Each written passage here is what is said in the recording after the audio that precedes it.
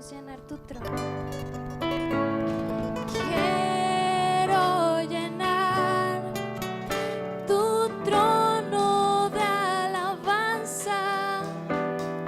Quiero llenar tu trono de adoración.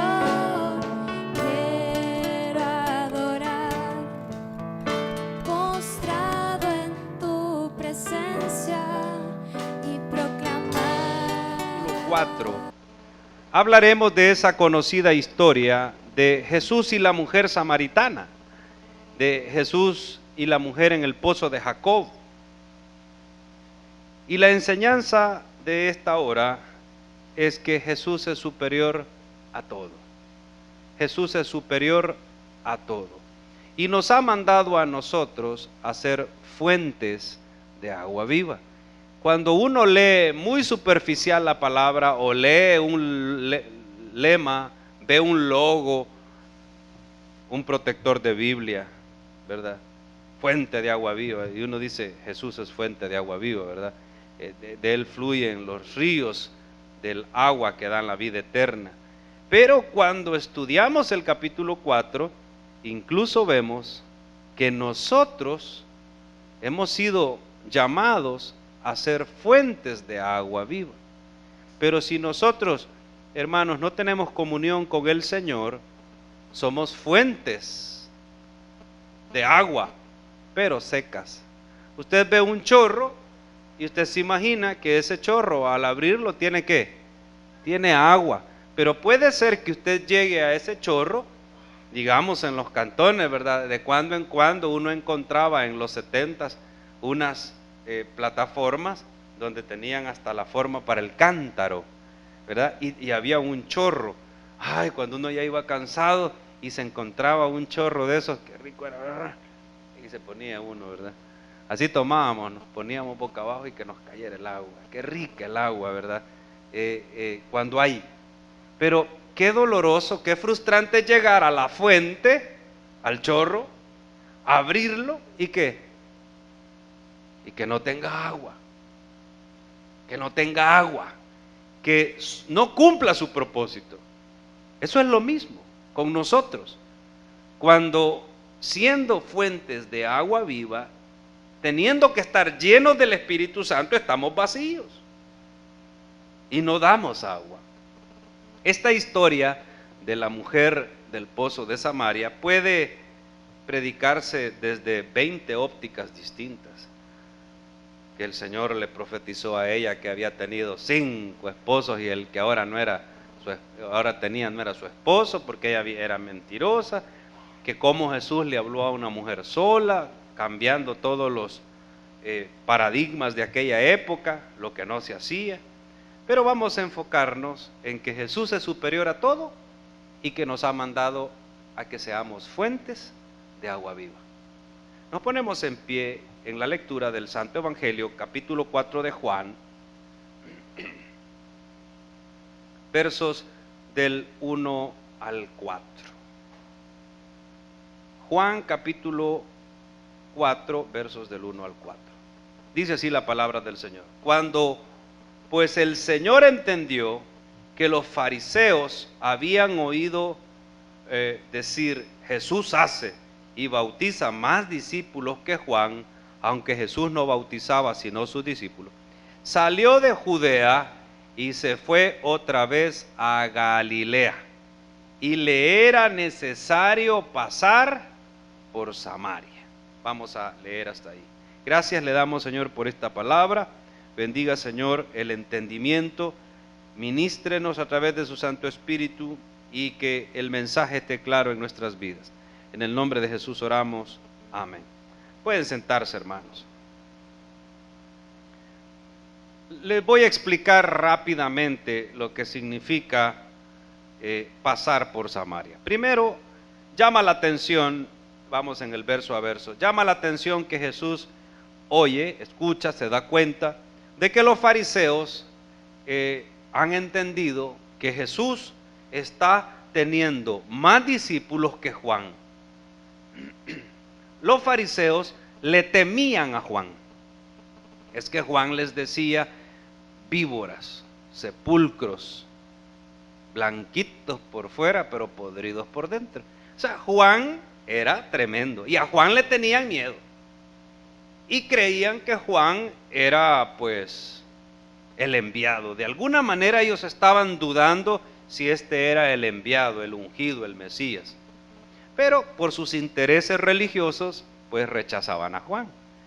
Imagínense ahora usted que Juan está todavía vigente su ministerio y el primo de Juan, llamado Jesús, Bar José, hijo de José de Nazaret, bautiza más que Juan. Esto está levantando el avispero. Esto podría en determinado momento todos decir, bueno, Jesús, venga acá, explíquenos. No, Jesús no quiere, Jesús está empezando su ministerio. Jesús no quiere llegar a confrontarlos a Jerusalén. Eso lo hará en el año 3. ¿Cuántos años duró el ministerio del Señor Jesús? ¿Cuántos años, perdón? 3. Estamos en el año 1. Acaba de pasar el milagro de las bodas en Caná de Galilea.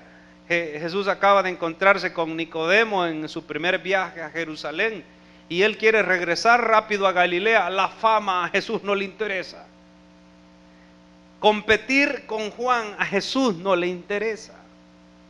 Cuando yo vi en una radio cristiana en el FM del dial salvadoreño y vi el Billboard, la cartelera del top de las canciones, la número 10, la número 9, la número 8, ¿qué es eso? Sino una competencia, ¿o no, hermano? Eso yo lo veía en la radio femenina ya cuando yo estaba cipote y no era cristiano. La radio femenina 102.5, no sé, ¿se acuerda? Las 11 del 11, esa competencia la tiene la gente de afuera. Ahora, los cristianos también compiten. A los cristianos les encanta la fama. Mi pastor sale en televisión, es amigo de Jackie Chan. No, a la gente le gusta dar sentido de importancia a las cosas que no tienen importancia. Le gusta la importancia y la apariencia. Hay personas que compiten. Mi iglesia es misionera. Tenemos 3,000 iglesias en el mundo, en los 6 continentes. Así decimos a veces en Calvary Chapel. ¿Cuáles 6 continentes? Sí, hasta los pingüinos de la Antártida les predicamos la palabra verso a verso, libro a libro. Es cierto, han llegado misioneros hasta a la Antártida, a las expediciones que están en el verano ártico. Y me imagino que alguien va a jactarse un día de que están en todos los continentes. No, hermano, a Jesús no le interesa la fama, a Jesús no le interesa esa competencia. Hay cosas verdaderamente importantes. Y entonces Jesús dice, no, además no vaya a ser que estos empiecen ya a querer preguntarme, yo los voy a confrontar, los voy a enfrentar en el año 3, en otro momento, hoy no. Y luego en el verso 4, regresa a Galilea, el verso 4 dice, le era necesario pasar por Samaria. Hasta hoy, en la mañana, en el repaso del sermón, entendí el mensaje que Dios nos quiere dar esta mañana a nosotros, que no es que, bueno, ya lo expliqué, este texto ya lo prediqué en el primer año de esta iglesia, hace 5 años. Y no es que, vaya, si yo voy, ¿a dónde estamos hoy?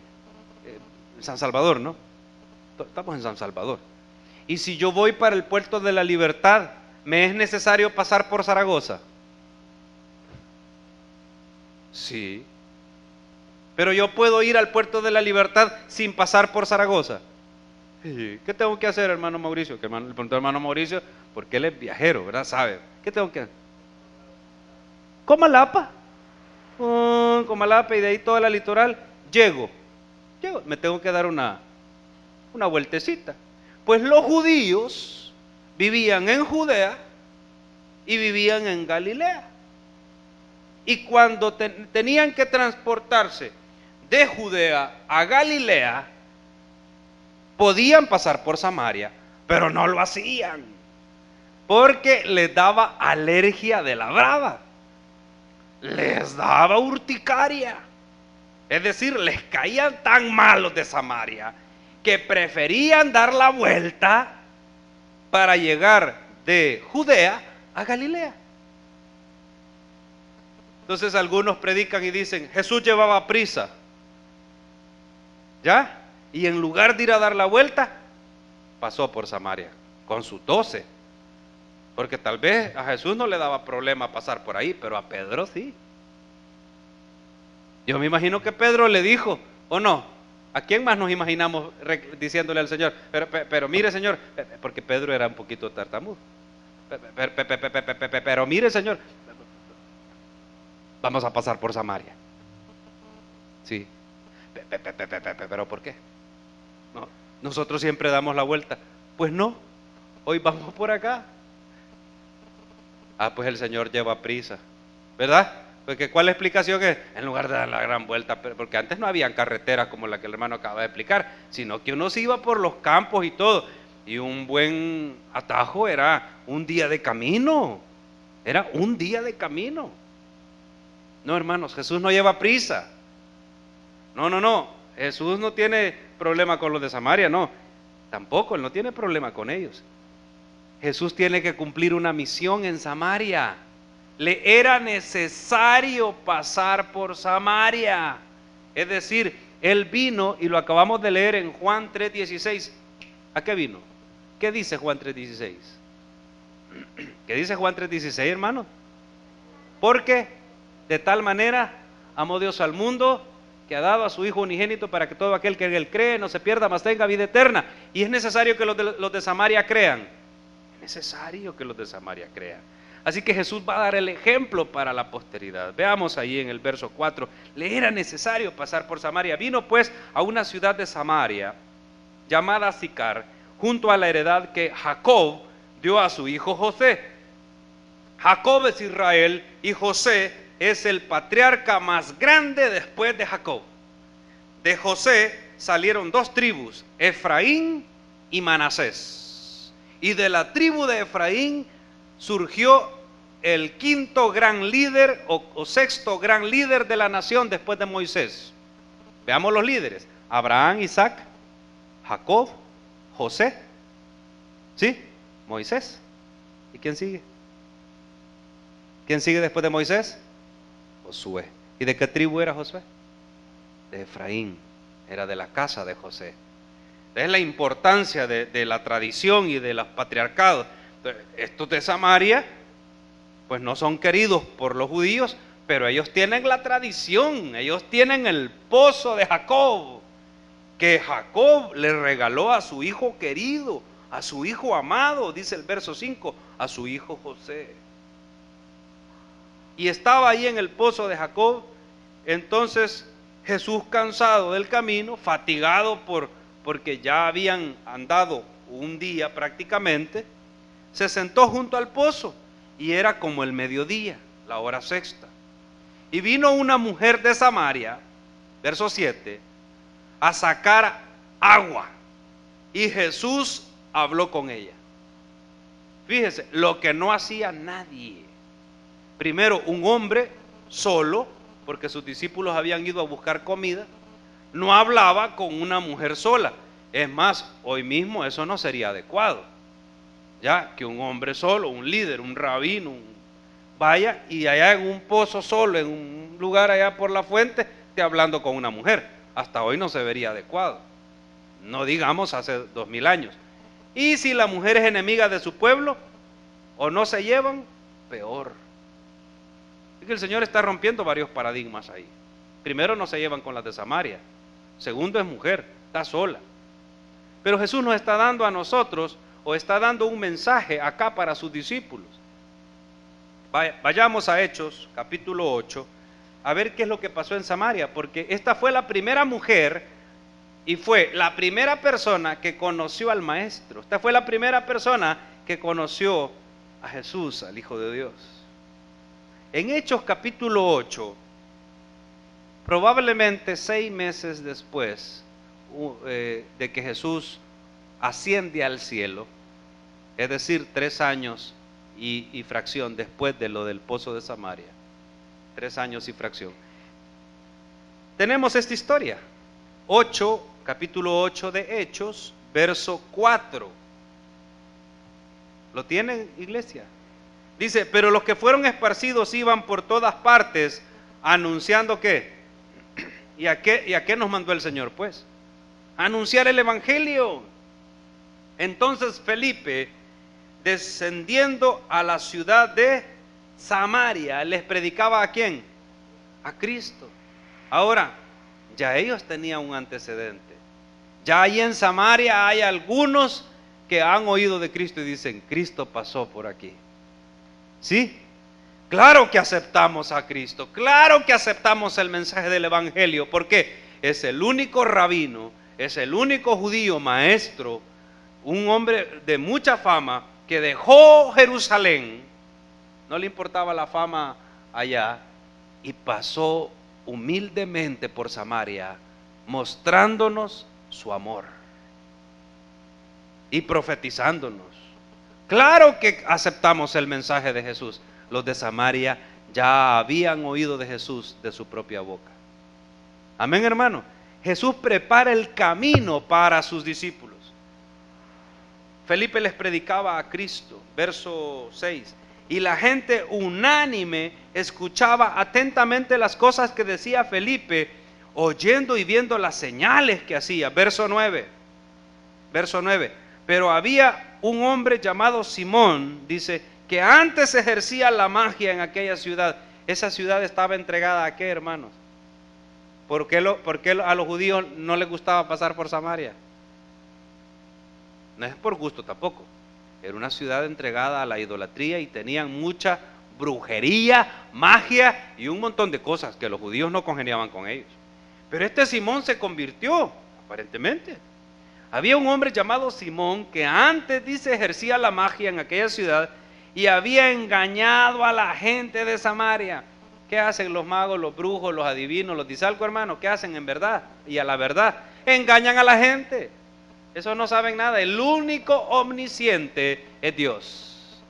El único que todo lo sabe es Dios. Los brujos no saben nada. Este había engañado a la gente.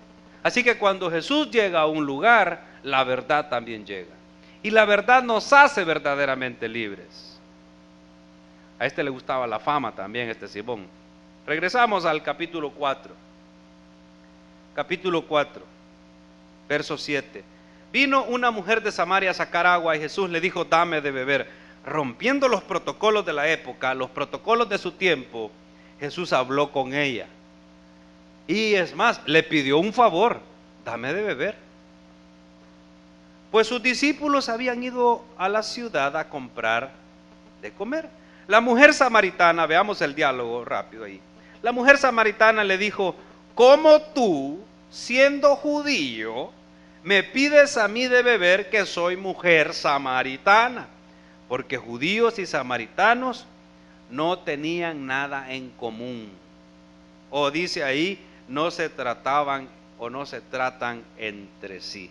Pero en la traducción NBI dice, la Nueva Versión Internacional, no tienen nada en común. Es decir, eran contrarios prácticamente a muchas cosas, excepto a una.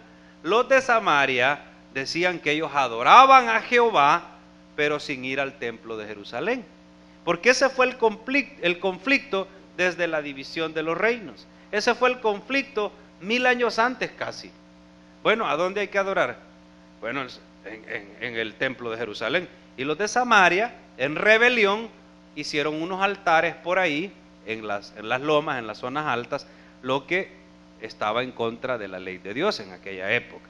Por eso, ese punto que también los une, también los divide, porque ellos pretendían adorar al mismo Dios también. De hecho, ellos eran hijos de Jacob y por tanto eran hijos de Abraham. Amén, hermano. Pero los judíos habían monopolizado la adoración. Y los fariseos, los religiosos decían, el único lugar donde se puede adorar es en el templo grande. Y bueno, eso es lo que la ley decía. Jesús va a cambiar todo eso.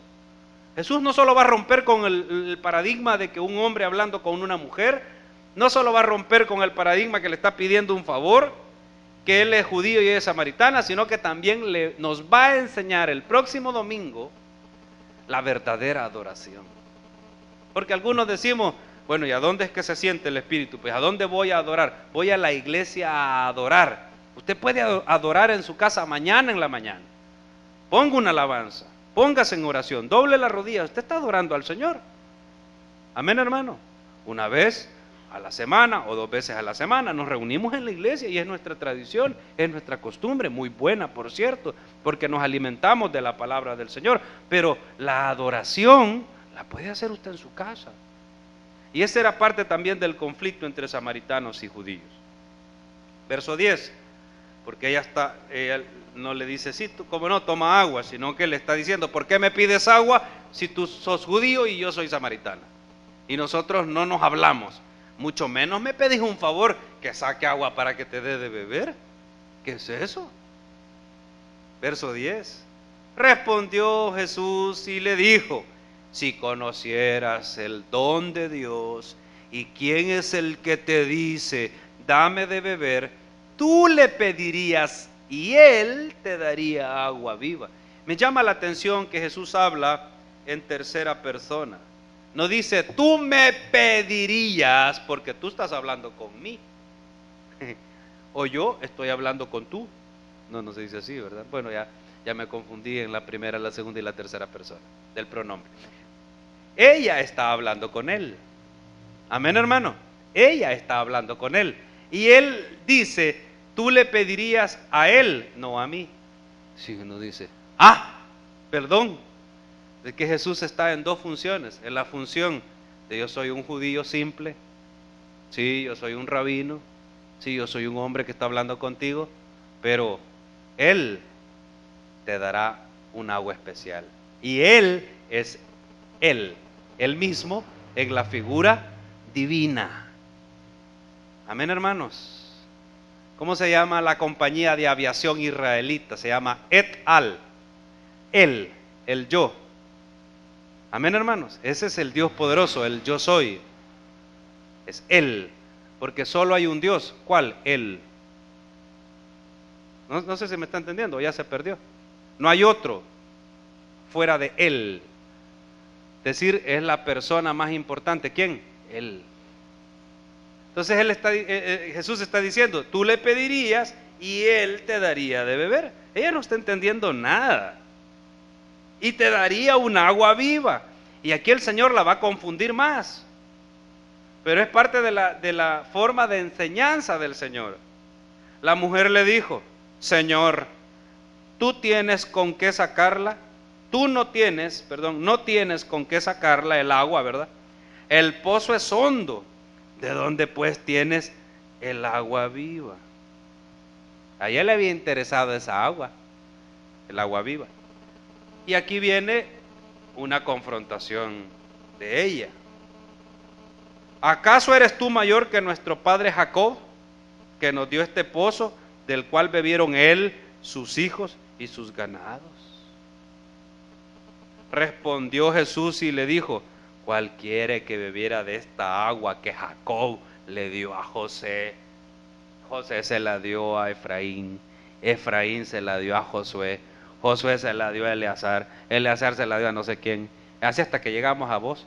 Cualquiera, todas las 80 generaciones que han bebido de esta agua han muerto. ¿O no, hermanos? ¿Dónde está Jacob? ¿Dónde está José? ¿Dónde está Efraín? ¿Dónde está Moisés? ¿Dónde está Josué? ¿Dónde están los hijos de Josué? Están en la tumba, están muertos. ¿O no, hermano? Esta es la enseñanza. Todos los que han bebido de esta agua murieron. Y les volvió a dar sed, porque esta agua solo es para quitar la sed. Pero el agua vive diferente. Pues sí, pero si tú me puedes dar un agua superior, es que tú eres superior a mi padre Jacob. Y Jesús le está diciendo, correcto, tú lo has dicho, soy superior. Es más, yo soy el papá de Jacob. Yo me imagino, si Jesús le dice eso, que no se lo dijo, pero eso es lo que quiere decir esta palabra. En otras palabras, eso es lo que significa todo este diálogo. mujer, entendí una cosa, yo, y la mujer está viendo así. Jacob vivió 1800 años antes. ¿Cuánto, hermano? Casi 2 milenios antes. Yo soy el papá de Jacob. La mujer que hubiera dicho de Jesús: ¿está loco? ¿Está loco? ¿Cómo va a ser el papá de Jacob si nuestro padre Jacob y nuestro padre José, si ya murieron, ni los huesos están en la cueva de donde los enterraron? La cueva de los patriarcas, ya ni los huesos están. Ya fuimos a revisar y ya ni eso está. Solo nos ha quedado el recuerdo de que allí estuvieron. Jesús le dice, verso 13, cualquiera que bebiere de esta agua volverá a tener sed. Como ella le está preguntando si él es mayor que Jacob, Jesús le va a hablar del agua. A Jesús no le importa el conflicto entre Jacob, los patriarcas, no. Jesús está enfocado en una cosa. Él es superior a Jacob, ya lo sabemos, él es el papá de Jacob. Jesús está enfocado en el agua. Por eso le pidió agua, porque va a hablar del agua. Y le dice, el agua que tú bebes, cuando te da sed de nuevo, tienes que ¿qué? Que volverla a beber. El agua que yo te doy, la bebes ¿cuántas veces? ¿Cuántas veces, hermano? Y no hay sed de nuevo, no hay fatiga, no hay enfermedad, no hay muerte. El agua que yo te doy te da vida eterna. Eso no lo iba a entender así de fácil. Por eso la lección, viene una lección, una cachetadita suave. Amén, hermano. Cuando usted quiere exhortar a un hijo, le da una cachetadita suave. Hijito. Ay, no, papi, ya. Póngase quieto, póngase tranquilo, no se me ponga el brinco, hijito. No, sí, papi, sí, vaya. Amén. Entonces el Señor a veces nos da esas cachetaditas así de suavecita. Hoy dará una de esas cachetaditas. Verso 14. Mas el que bebiere del agua que yo le daré, no tendrá sed jamás, sino que el agua que yo le daré será en él una fuente de agua que salte para vida eterna. ¿Quiénes somos fuentes de agua entonces, hermano? Nosotros, porque el agua que Jesús nos da, dice que será en nosotros una fuente de agua que salte para vida eterna, fluye y nos da vida a nosotros, y también puede servirnos, como Felipe lo hizo, para llevar el agua de vida eterna a los de Samaria. ¿O qué fue Felipe? Sino una fuente de agua para los de Samaria cuando llegó a predicar en Hechos capítulo 8. La mujer le dijo, verso 15, Señor, dame esa agua para que no tenga yo sed, ni venga aquí a sacarla. El gran problema de nosotros los humanos, el gran problema de nosotros los hombres y las mujeres, amados hermanos, por lo que no vemos la bendición, es porque estamos enfocados en las cosas muy terrenales. Por eso no vemos la bendición. Estamos enfocados en el dinero, y el que sigue el dinero de cierto empobrecerá, dice la palabra. Amén, hermano. Y el que ama el dinero de cierto se condenará. Estamos muy enfocados en el ya, en el hoy, en las cosas terrenales. Esta mujer dijo, si el Señor me da un tan solo cántaro de esa agua, le puedo dar agua un poquito a mis ganados. Y ya no voy a necesitar, ¿verdad?, que beban jamás. Le puedo dar a mi esposo, que es el que a cada rato me dice, de los 6 que ha tenido, el sexto es más exigente, ¿verdad? Tráeme agüita fresca, pero recién sacada del pozo. Le doy agua y ya no me va a volver a pedir. A mis hijos, porque con 5 esposos, ¿cuántos hijos habrá tenido esa muchacha? Y de todos mis hijos. Ella estaba haciendo cuentas de cuánto trabajo se iba a ahorrar. Ella estaba haciendo cuentas de cuánto dinero de la factura del ANDA se iba a ahorrar al no gastar ya agua. Estaba enfocada ¿en qué? En lo terrenal, en lo humano. Así que la mujer está bien contenta. Señor, ¿quién pidió primero agua? Él. Y aquí en el 15, ¿quién está pidiendo agua ahora? Ella. Señor, dame de esa agua para que no tenga yo sed ni venga aquí a sacarla. Jesús le dijo entonces, aquí viene el que viene, hermano. yo te doy de esa agua. Ya. ¿Quién pidió el agua? Antes que yo te dé el agua, tengo que limpiarte un poquito. Antes que yo te dé el agua, tengo que socarte un poquito. Tengo que hacerte entender quién sos. Porque has venido aquí ataviada como una mujer, bien tranquila, con tu gorrito, con tu velo, y estás ahí hablándome de tu padre Jacob, estás bien orgullosa del pozo que le dio a José, y estás ahí tranquila. No, está bien, ya que tú me pediste agua, ahorita te voy a dar una lección, dice el Señor. Ay, pastor, eso es lo que no me gusta a mí de la iglesia. Eso es lo que no me gusta de ser cristiano, que solo exhortándolo a uno pasan. Ay, ¿usted qué quiere, hermano? Recibir la bendición y que su terreno esté sucio. Recibir la bendición y usted seguir haciendo lo mismo que le da la gana. O sea, usted quiere que Dios le dé, pero usted no quiere soltar nada. No se puede. No se puede, hermano, seguir siendo el mismo pícaro, el mismo lépero, el mismo truán, el mismo mundano y querer recibir la gran bendición de Dios. ¿Es justo el trato, hermano? No. Pero el Señor nos va a nosotros a decir en qué estamos fallando. Siempre nos va a decir, ¿ok? ¿Quieres subir la grada de la bendición? Es que hay gradas de bendición. Amén, hermano. Y cuando nosotros recibimos a Cristo, recibimos la primera gran bendición. ¿Cuál es? La vida. La vida eterna, el Espíritu Santo. Amén, hermano. Bien bonito, nos vemos como chorros, pero cuando van a abrir el chorro, vuelvo a mi introducción. ¿Qué pasa? ¿Muchos qué? Están secos, no hay agua. Entonces, ¿de qué sirve ese chorro? De nada. De nada. Así que Jesús va a dar esa cachetadita suave, amorosa, que el Padre nos da. El Padre que a su Hijo ama, ¿lo qué? Lo corrige. Jesús le dijo, verso 16, ve. No le dijo, te doy agua, ya ahorita. No, como ella tampoco le dio el agua, sino que empezó a preguntarle un montón de cosas. Porque Jesús le dijo también, no, está bien, ve, llama a tu marido y ven acá, les voy a dar a los dos el agüita. Pero esta era la prueba del Señor, la cachetadita. Respondió la mujer y dijo, no tengo marido.